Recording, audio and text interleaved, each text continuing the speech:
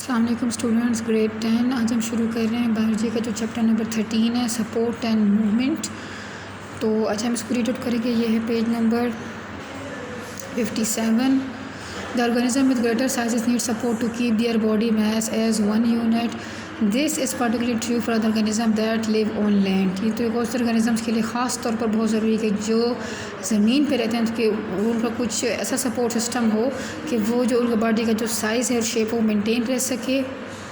We know that the movement and the locomotion are characteristic of animal. Movement is a general term meaning the act of changing place or position by entire body or by its parts. तो students ये जो definition है कि movement क्या है, तो ये आप स्टूडेंट यहाँ तक जो है ना नोट डाउन करें। बाकी इससे आगे है कि there are two types of movements for movement of the body parts and locomotion.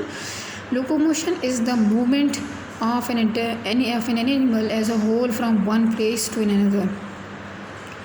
तो स्टूडेंट ये भी आपने करना है साथ साथ। तो सबसे पहले हम ह्यूमन स्केलेटन को देखेंगे। द स्केलेटन सिस्टम और the skeleton is defined as the framework of hard articulated structures that provide physical support and attachment for skeletal muscles and protection for the bodies of animals.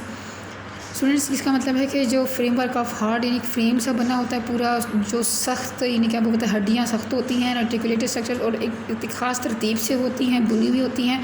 That provide, बुनी हुई मतलब कि एक तरतीब है, एक जाल जैसे जिससे बॉडी को एक अच्छी शेप मिल सकती है उस तरह से अरेंज होती हैं। That provide the physical support attachment of for the skeletal muscles and protection for the bodies of animals. Like other vertebrates, the human skeleton is on the inside of the body and is called endoskeleton. And in the living body, the skeleton is very much alive. Bones and cartilage are made of living cells and are also have the nerves and the blood vessels in them. They grow and have the ability to repair themselves. तो student हमने देखा कि skeleton की सबसे पहले definition क्या है, फिर हम देखें जो अदर वर्टिब्रेट्स हैं। तो ह्यूमन स्केलेटन क्योंकि बॉडी के अंदर होता है, हमारा ढांचा अंदर होता है, ऊपर मांस होता है इसके ऊपर यानी कि गोश्त पुश्त है, फैट्स होते हैं, स्किन है, तो ये एंडोस्केलेटन इसे कहा जाता है। और जो इसके सेल्स होते हैं वो लिविंग हैं। जो बोन्स हड्डियाँ कार्टिलेज है, जो वीक बोन होती है, वीक बोन की एक शक्ल है, तो वो क्या कहते हैं, वो लिविंग सेल्स होते हैं और उनके अंदर भी ब्लड वेसल्स की सप्लाई मौजूद है, नर्व्स मौजूद हैं और इसके अलावा इनके अंदर एबिलिटी है कि वो ग्रो भी करते हैं और रिपेयर भी हो सकते हैं इनके सेल्स। तो role of skeletal system, the big function of the skeletal system are protection, support and movement. In our body, skeleton work very closely with the muscular system to help us move. Similarly, the skeleton provides protection to many internal organs. For example, skull protects the brain, vertebral column protects spinal cord, and the ribs protects most of our other internal organs. Vertebral column also provide the main support to our body mass. Bones and cartilage. The overall the human skeleton is made of bony framework, but in certain parts this framework is supplemented by cartilage. Cartilage जैसे कि हमारी अपनी कान आप देख सकते, जो बाहर का कान हो उसको कार्टिलेज मतलब कार्टिलेज का अपन उसकी बोन बहुत सख्त नहीं होती तो मुड़ सकती है। इस तरह से फिर जो ट्रैकिया है वो भी कार्टिलेज से बना हुआ है। स्टूडेंट यहाँ पे इसका जो ब्लॉक है कि the skeletal system of the some invertebrates for example the arthropods is on the outside of the body and is called exoskeleton. इस तरह से कुछ एनिमल्स हमारे पास इनवर्टिब्रेट जिनके अंदर प्रॉपर जैसे हमारी बैकबोन रीढ़ की हड्डी है वो नहीं होती, तो उनका जैसे आर्थ्रोपोड्स हैं यानी कि स्पाइडर है, स्कॉर्पियो, तो ये क्या है कि इनका जो स्केलेटन है वो बाहर की तरफ होता है और वो हमसे मुख्तलिफ है, तो उसको एक्सोस्केलेटन कहते हैं।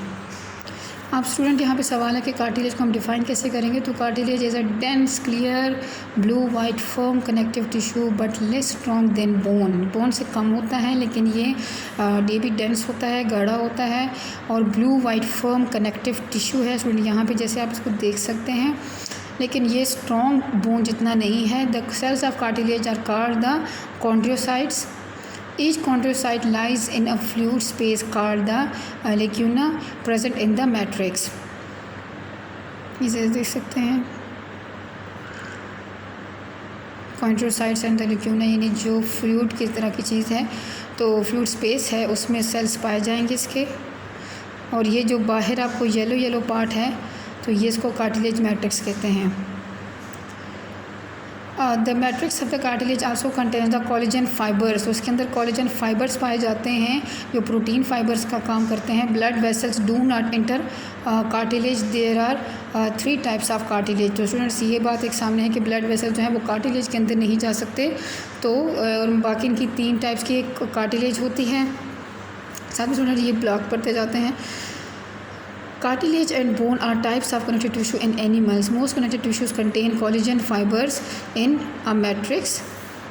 Tendons and ligaments are other connective tissues that contain tightly packed collagen fibers. तो टेंडन्स और लेगामेंट्स भी जो है जो कि बोन्स के साथ गोश्त को जोड़े रखते हैं, तो ये क्या कहते हैं, ये भी कनेक्टिव टिश्यू ही होते हैं, लेकिन इनके अंदर जो कोलेजन फाइबर होता है वो बहुत ज़्यादा टाइटली पैक होता है। तो यहाँ पर हम टाइप्स देखेंगे। इसकी जो नंबर 1 पे आ रही है हमारे पास वो है hyaline cartilage. Is strong yet flexible, मजबूत है लेकिन में लचक होती है। It is found covering the end of the long bones in the nose में पाया। लैरिंक्स हमारे गले में पाया जाता है। नेक एरिया में है। ट्रैकिया जहाँ से हम सांस लेने की नाली जो हमारी है, एंड ब्रोंकियल ट्यूब्स। तो ये आप देख सकते हैं कि ये वाली जो कार्टिलेज की टाइप है ये कहाँ पे पाई जाती है। रिस्पिरेटरी सिस्टम को ज़्यादा हद तक कवर कर रहा है। Elastic cartilage is similar in the structure to hyaline cartilage. It is also quite strong but has elasticity. लेकिन इसके अंदर जो लचक है due to the network of elastic fibres in addition to the collagen fibre, कि इसके अंदर collagen fibre के साथ इलास्टिक फाइबर्स भी पाए जाते हैं। It is found in the epiglottis and पिना। स्टूडेंट जो कान का बाहर का हिस्सा उसे पिना कहते हैं, और एपिग्लोटिस अपने पिछले चैप्टर में पढ़ा हुआ है। फेरेनेक्स के नीचे ग्लोटिस होता है, तो ये एक मास ऑफ टिश्यूज़ होता है, तो इसको एपिग्लोटिस कहते हैं। फाइब्रस कार्टिलेज क्या है, is a very tough and less flexible due to large number of thick collagen fibers present in a netted form, यानी भुने हुए शक्ल में, जैसे कि स्वेटर बुना जाता है इस तरह। It is found in the intervertebral disc, यानी हमारी रीढ़ की हड्डी के दरमियान जो है वो पाया जाता है।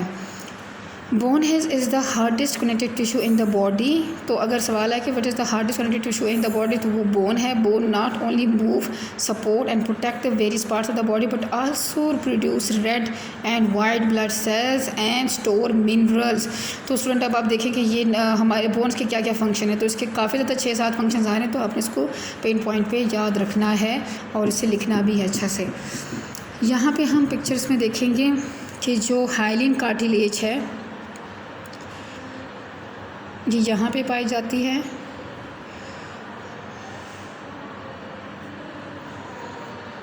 ये मसल्स हैं, ये बोन्स के दरमियान में जोड़ रहे हैं, और ये साथ में मसल हैं। और ये जो 2 बोन्स के दरमियान आप देखते हैं वीक सी जो बोन होती है जो आराम से इससे हट सकती है, वो है हाइलाइन कार्टिलेज।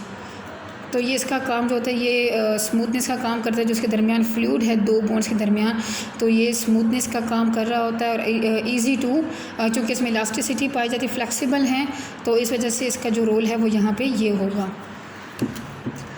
बाकी इंटरवर्टिब्रल डिस्क के दरमियान में हमने जो तीसरी टाइप पढ़ी थी फाइब्रस कार्टिलेज पाई जाती है। तो यहाँ पे ये जो इंटरवर्टिब्रल डिस्क है उसमें जो कार्टिलेज होगी वो फाइब्रस कार्टिलेज होगी। तो ये इसलिए थोड़ी हार्ड होती है, इसकी फ्लेक्सिबिलिटी कम है। ठीक है स्टूडेंट्स, तो आगे जाते हैं। The hard outer layer of the bone is called the compact bone. अब यहाँ पे बोन की भी हम ज़रा और डिटेल में देखेंगे कि वो क्या, जो उसकी जो आउटर साइड होगी उसको कम्पैक्ट बोन कहा जाता है। While the interior of the bone is soft and porous, सुराखदार है, ये सॉफ्ट होता है। It is called the spongy bone. Spongy bone contains the blood vessels and the bone marrow. ये आप देख सकते हैं स्टूडेंट, ये बोन का जो आउटर पार्ट होता है जो बहुत हार्ड होता है, तो उसको कम्पैक्ट बोन कहते हैं। और उसके अंदर जो इंटीरियर ऑफ बोन है वो क्या होता है, सॉफ्ट होता है और पोरस होता है, और जिसे स्पॉन्जी बोन कहा जाता है। और इसके अंदर ब्लड वेसल्स होंगे और बोन मैरो भी पाया जाता है। ये जब आप लोगों ने अक्सर पाए देखे और खाए होंगे तो आपने नोटिस किया होगा कि जो हड्डियां हैं ऊपर से और अंदर से जो उनका सॉफ्ट मटेरियल इस तरह का होता है। और बोन मेरो जो येलोविश, जब आप उसको थोड़ा ज़ोर से मारते हैं तो उसका ये बोन मेरो से बाहर निकल आता है, और ये बहुत ज़्यादा ऑयली होता है।